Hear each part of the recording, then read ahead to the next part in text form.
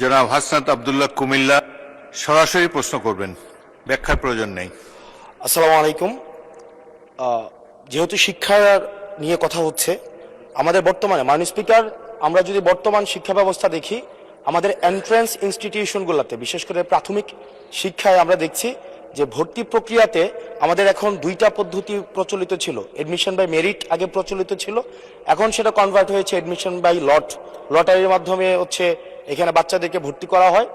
ফলত যেটা হয়েছে, ফিডার ইনস্টিটিউশনগুলোর শিক্ষার মান অনেক কমে গিয়েছে, যার ফলে টার্সিয়ারি এডুকেশনে আমরা হচ্ছে কোয়ালিটি সম্পন্ন ছাত্র আমরা হচ্ছে বিশ্ববিদ্যালয়গুলোতে আমরা পাঠাতে পারি না।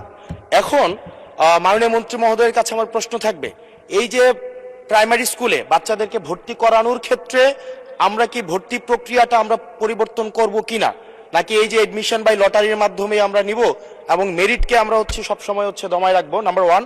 আর নাম্বার টু হচ্ছে, আমাদের বর্তমান শিক্ষা পদ্ধতিতে আমরা যদি দেখি, আমরা যারা পয়সা দিয়ে কিনতে পারে তারা হচ্ছে এখন ইংরেজি মাধ্যমটা কিনছে, যারা পয়সা দিয়ে ইংরেজি মাধ্যম কিনতে পারে না তারাই কেবল আপনি যেই শিক্ষা পদ্ধতি আমাদের জন্য জনজীবনের জন্য আপনি চালু করেছেন সেটা আমরা কিনছি, আর যারা সেটাও কিনতে পারে না তারা হচ্ছে মাদ্রাসা শিক্ষা পদ্ধতি কিনছে।